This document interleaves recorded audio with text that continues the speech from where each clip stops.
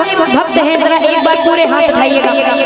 अब देरी मत करिए, पूरे हाथ उठा लीजिए, क्योंकि जिसका हाथ रहेगा ऊपर उसकी किस्मत हो जाएगी सुपर डुपर, और जिसका हाथ रहेगा नीचे उसकी किस्मत मंदिर के पीछे। तो पूरे हाथ उठाना, पूरे पूरे हाथ मिल के तालियों के साथ कहना है क्या? कवन बना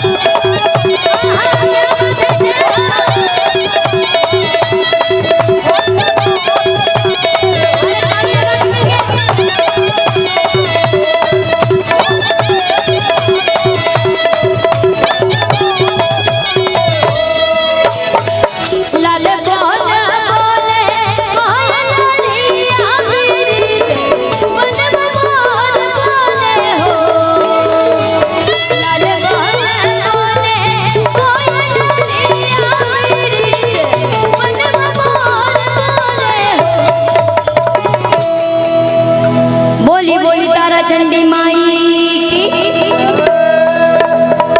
अब ये बताइए मैया के चरणों में कौन कौन झूम के हाथ लगा सकते हैं? जो झूम के हाथ लगा सकते हैं एक बार अपने स्थान पर खड़े हो जाएं। जो आगे कुर्सी वाले बैठे हैं आप सभी से निवेदन है कि एक बार 1 मिनट के लिए खड़े हो जाएं, फिर बैठ जाएंगे। एक बार कुर्सी का त्याग करिए मैया के सम्मान में। कौन कौन करना चाहते हैं कुर्सी का त्याग मैया के सम्मान में? जल्दी से खड़े हो जाइए और मिलकर एक बार जोरदार झूम के, पीछे वाले भी एक बार खड़े होकर झूम के तालियों के साथ पूरे हाथ उठाइए। कुर्सी वाले क्या बात है, कुर्सी नहीं छोड़ेंगे आप लोग, एक बार खड़े हो जाइए। ये बात जल्दी से खड़े हो जाइए और भाई जरा हाथ उठा के ताली बजा के मिलके कह रहे हैं क्या? हम ये मोरी वृंदावन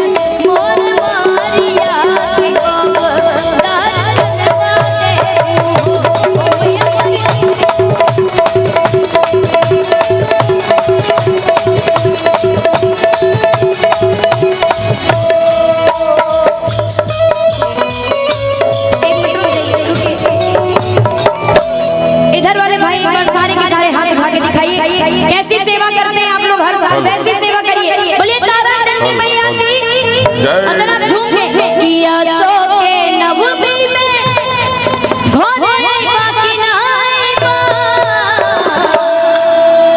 अरे ए हो पिया धमवा जइबा के ना जइबा। कौन कौन झूमेंगे जरा एक बार खड़े हो जाइए, खड़े होके झूमिए, खड़े हो जाइए और झूमिए। अच्छा सब खड़े हैं, ऑलरेडी खड़े हैं, मुझे लगा सब बैठे हुए हैं। पूरे हाथ उठाइएगा, ऊंचे ऊंचे हाथ और जरा झूम के ए हो